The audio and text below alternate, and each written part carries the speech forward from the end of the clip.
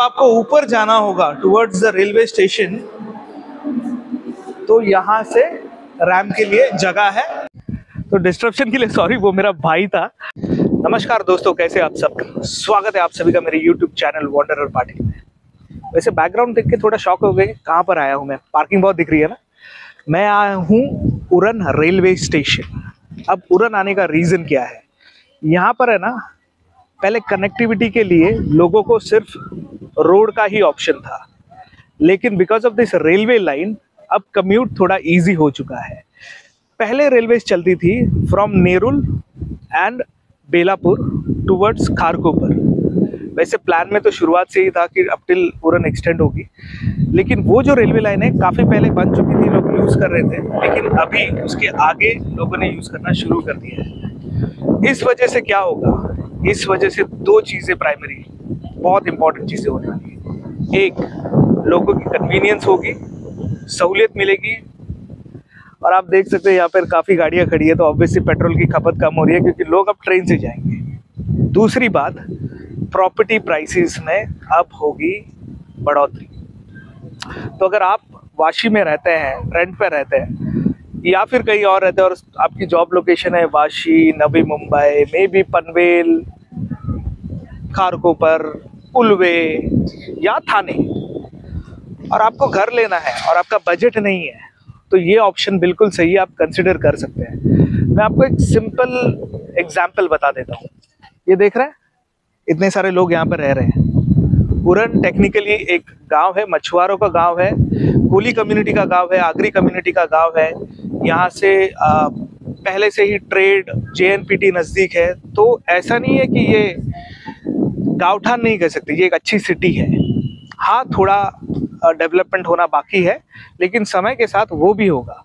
आप सामने देख सकते हैं, यहाँ पर द्रोणागिरी है। आप में से बहुत लोगों ने द्रोणागिरी के बारे में सुना होगा। द्रोणागिरी विजिबली सामने दिख रहा है आपको। जैसे ही हम अब इस जर्नी की शुरुआत करते हैं, वैसे मैं आपको आगे के डिटेल शेयर करूंगा कि और क्या क्या ऑप्शंस है as a investor, as an end user, as a common man, आप कैसे इस चीज़ का फ़ायदा उठा सकते हैं। तो आइए हमारी जर्नी की शुरुआत करते हैं। तो चलिए दोस्तों, आपको थोड़ा रेलवे स्टेशन का टूर दे देते हैं। सामने से एंट्री है और मैसिव पार्किंग स्पेस है फॉर 2 व्हीलर्स। उस कोने में 4 व्हीलर्स के लिए पार्किंग स्पेस है। और ये जो आप देख रहे हैं ना, ये है टिकट काउंटर। इसके आगे जो बिल्डिंग है वहाँ पर है पब्लिक टॉयलेट्स।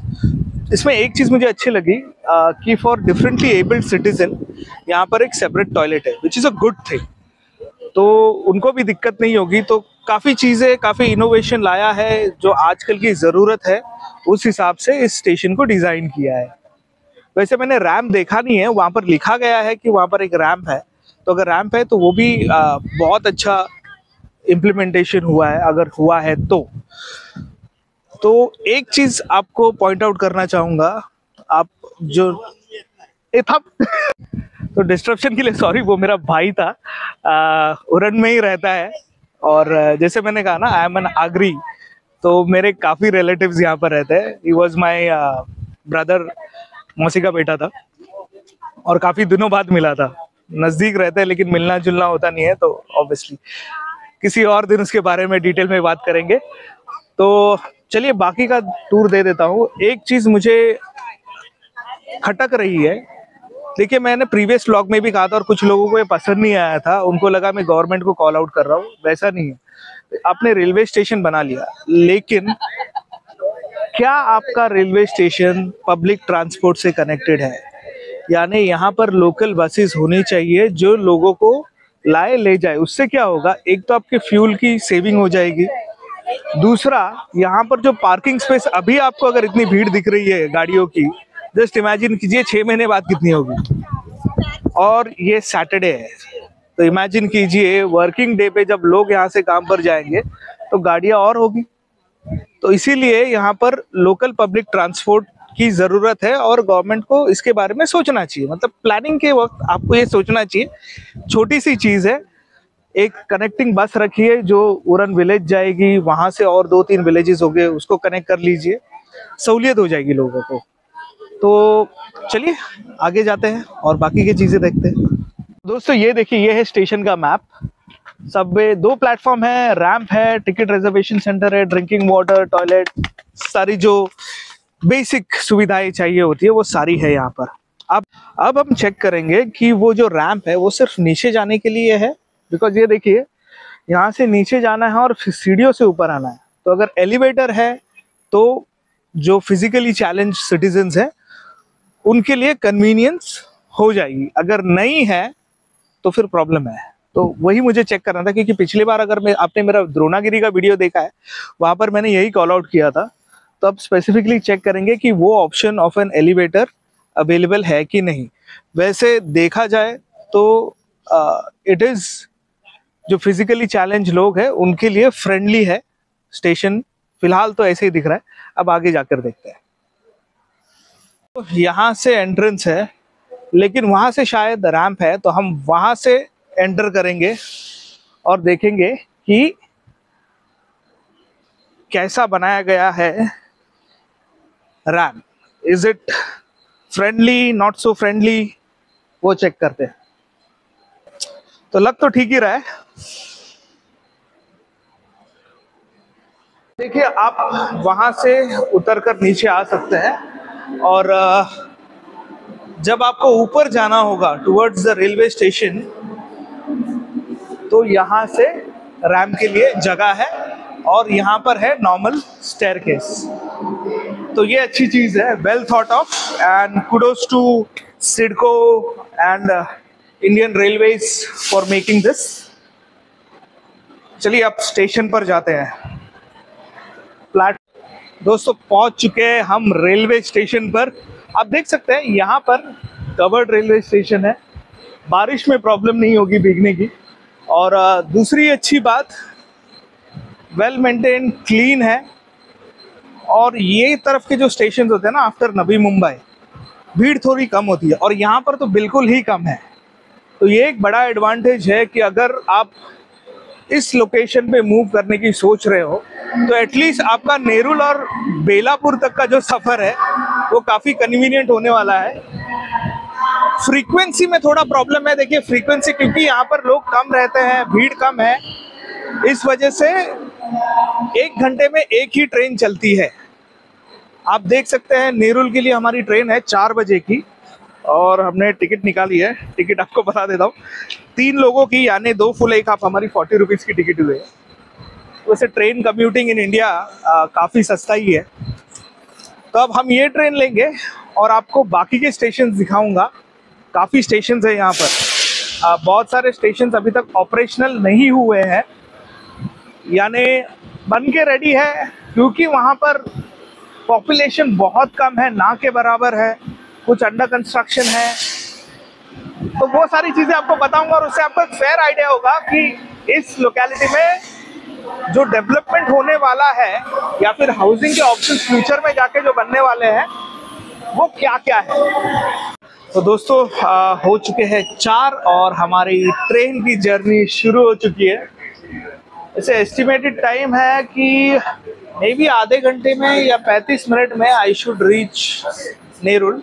अब देखते हैं, हमारा नेक्स्ट स्टेशन होगा द्रोणागिरी, और प्रॉपर्टी मार्केट में सबसे पॉपुलर जगह है। कुछ बिल्डर्स उसे न्यू साउथ मुंबई करके भी एडवर्टाइज कर रहे हैं। वैसे साउथ मुंबई और द्रोणागिरी में काफ़ी फ़र्क है प्रॉपर्टी प्राइसेस में। और दूसरा ऑब्वियसली साउथ मुंबई है, द्रोणागिरी द्रोणागिरी है, दोनों के अपने अलग मज़े हैं। हम अफोर्ड नहीं कर सकते साउथ मुंबई में, हम द्रोणागिरी में अफोर्ड कर सकते हैं, सिंपल। ये देखिए आ चुका है द्रोणागिरी, वॉकेबल डिस्टेंस पे, इनफैक्ट आप उड़न से चलकर भी जा सकते हैं। और यहाँ पर काफी हाई राइजेस दिखेंगी आपको। पिछले कुछ सालों में प्रॉपर्टी हाउसिंग प्रॉपर्टी के सेगमेंट में काफी डेवलप हुआ है द्रोणागिरी। ये देखिए अभी भी काफी प्रोजेक्ट्स यहाँ पर, तो काफी बड़ा प्रोजेक्ट्स होते हुए दिख रहा है। Projects, did I say that? ठीक है। देखिए है ना, कोई सोच सकता था कि कुछ साल पहले ये खाड़ी या फिर खेती की ज़मीन हुआ करती थी, अब यहाँ पर खड़ा हो चुका है कंक्रीट का जंगल। दिखने में तो खूबसूरत है और कुछ सालों में और डेवलपमेंट होगी तो जनसंख्या भी बढ़ेगी और उस वजह से शायद बिकॉज लोग बढ़ेंगे तो यहाँ पर ट्रेन की फ्रीक्वेंसी भी इम्प्रूव होगी। सारा खेल यूजेबिलिटी का है, तो जैसे जैसे लोग यूज़ करना शुरू करेंगे वैसे वैसे फ्रीक्वेंसी इम्प्रूव होगी। चलिए पहुंच चुके हैं हम द्रोणागिरी रेलवे स्टेशन। यहाँ पर जैसे मैंने कहा ना, उरन में भी काफ़ी पार्किंग की जगह है, यहाँ पर भी देखिए रेलवे स्टेशन के बाहर ही पार्किंग की काफ़ी जगह है। ये अच्छा भी है बुरा भी है।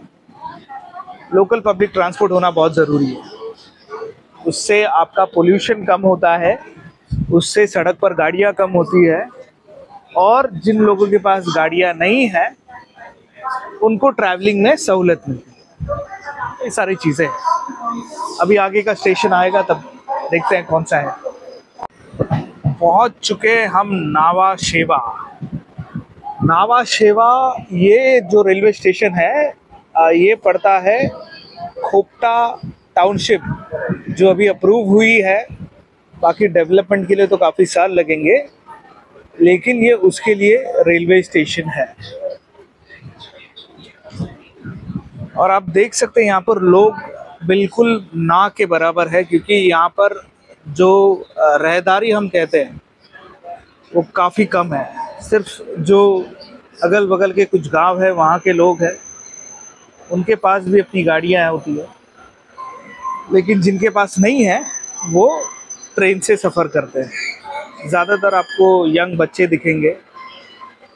और ये देखिए ये फुट ओवर ब्रिज वगैरह बना है, तो काफ़ी वेल थॉट ऑफ और अच्छा डिज़ाइन किया हुआ रेलवे स्टेशन है नावा शेवा। दोस्तों पहुंच चुके हम दूसरा स्टेशन, जिसका नाम है रांजणपाड़ा और हिंदी में रंजनपाड़ा।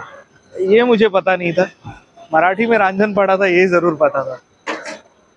और यहाँ पर भी देखिए भीड़ कम है, लेकिन आगे की तरफ कुछ लोग हैं, यानी धीरे धीरे यहाँ पर लोगों की संख्या बढ़ती जाएगी। जो मैं आपको कह रहा था ना कि आपको बताऊंगा कि आगे जो रेलवे स्टेशन कम्प्लीटली ओपन नहीं हुआ है, अब यहाँ पर क्या है ना, यहाँ पर आपको बिल्डिंग्स नहीं दिखेंगी। रांजणपाड़ा, नावा शेवा, ये जो रेलवे स्टेशन है, ये स्टेशन आते हैं खोपटा टाउनशिप में, जहाँ पर प्लॉट्स की धड़ल्ले से बिकवारी हो रही है। तो अगर पैसों से पैसा बनाना है और बहुत पैसा बनाना है तो ये वो लोकेशन है। बिकॉज जैसे द्रोणागिरी हुआ करता था, जैसा उल्वे हुआ करता था कुछ साल तक, 1970-80 में जो वाशी हुआ करता था, फिलहाल ये सिचुएशन है यहाँ पर। लेकिन एक एडवांटेज है, रेलवे स्टेशन ऑलरेडी बन चुके हैं। तो आइए और देखिए। वैसे अगर आप मुझसे पूछेंगे कि कुछ नंबर दे दीजिए या मैं कुछ प्लॉट में डील करता हूँ, तो नहीं, मैं बिल्कुल नहीं करता। अगर देखिए पैसा बनाना है तो मेहनत तो करनी पड़ेगी, आपको खुद आना होगा, ढूंढना होगा। गूगल पे जाइए, कुछ अच्छे प्रॉपर्टी एजेंट्स ढूंढिए। वैसे मैंने एक ब्लॉग किया था सह्याद्री इंफ्रा के साथ में, उनको आप कांटेक्ट कर सकते हैं।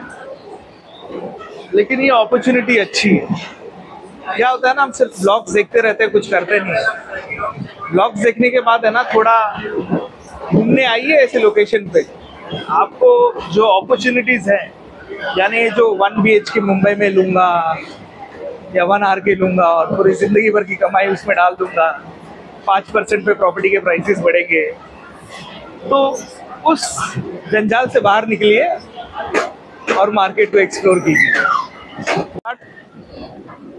और ये देखिए, हम जैसे जैसे उल्वे के नज़दीक पहुंच रहे हैं, ये जो रोड दिख रहा है ये MTHL अटल सेतु, ये भी 12 तारीख को इसका उद्घाटन हुआ था और इसकी वजह से काफ़ी कन्वीनियंट हो गया है लोगों को ट्रैवल करना। अब ये देखिए दोस्तों, ये एक स्टेशन है और इसका नाम अभी तक पता नहीं है। शायद गवर्नमेंट भी सोच रही है इसका नाम क्या रखना है, तो ऑब्वियसली लोकल बॉडीज है, जो लोकल लोग हैं, उनसे पूछा जाएगा, उनके भी सजेशन लिए जाएंगे। आप भी अपने सजेशन कमेंट में दीजिए, इस स्टेशन का नाम क्या होना चाहिए।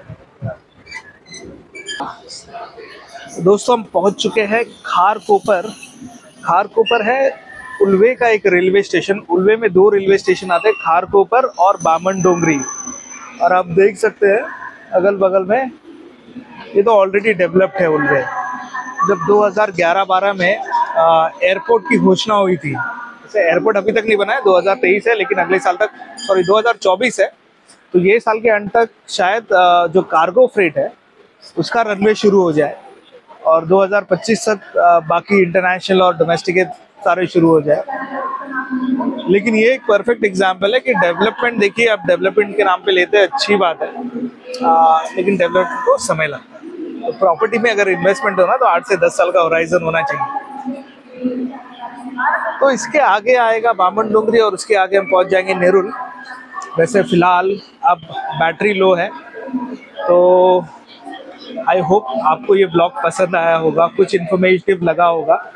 अगर लगा होगा तो अपने दोस्तों के साथ शेयर कीजिए, लाइक कीजिए और आपका जो फीडबैक सजेशन है कमेंट में भेजिए। Until then, thank you so much. Thank you for your time. Thank you for watching my video. That's Wanderer Patil signing off. Goodbye.